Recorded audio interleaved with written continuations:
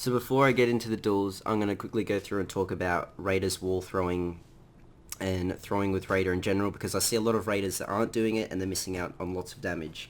Most Raiders, you'll see, will get a GB and we'll just run straight forward and we'll either go into the wall and the knee is 15 damage and the light is 15 damage, or people will go forward and they will zone for 28 damage.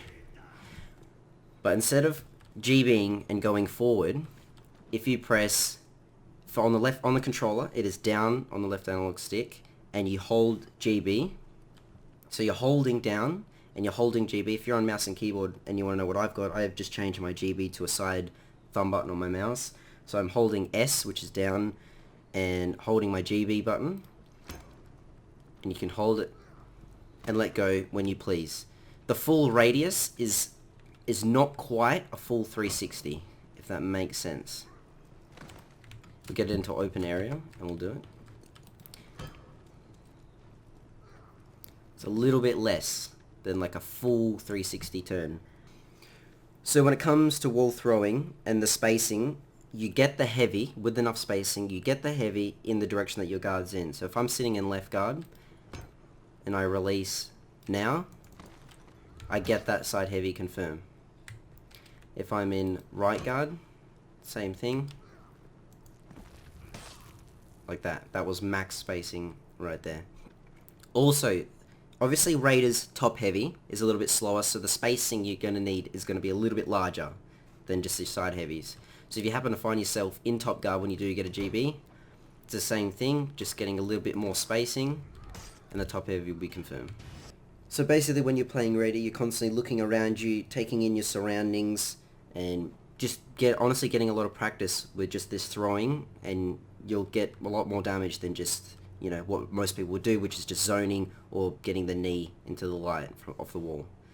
One last thing I will go over as well is if you're in side guard and there is enough spacing, you can change your guard to top and get the top heavy for 45 damage, which could be the difference between getting the kill on someone and not getting the kill. So I'm going to try see if I'm left guard here. Try and throw from max distance, change guard to top, and I did get it. One last thing, quickly just going to cover, is if you knee someone into the wall and zone attack, that is 43 damage, but it is also unsafe. There is a small parry window that the enemy can parry. Some people can do it, some people can do it with some practice, you can get it. So like this is 15 damage off the knee, and then the zone.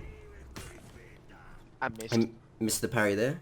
But yeah, there is a small window there. That is an option. That is 43 damage. But again, you got to manage your stam. If you're going to do that and it's going to put you out of stam, then you need to, you know, have the thought in your head, like, is this going to be worth the damage? Is it not going to go worth the damage? Like, if you're going to do it and you're going to go out of stam against, you know, a Conk, Highlander, or, you know, Warden, it's probably best not to do sort of this punish. That's why I've been going through, you know, with the wall throws and getting 40 damage, 45 damage, instead of using the zone and running yourself out of stam.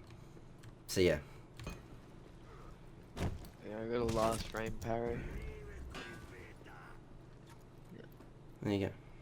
If you find yourself too close to the wall and you try and do this, the person will get enough recovery to get their guard back and block.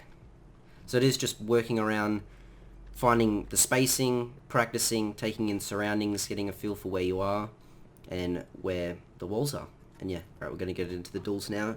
And you can see for some examples that I've got in the duels.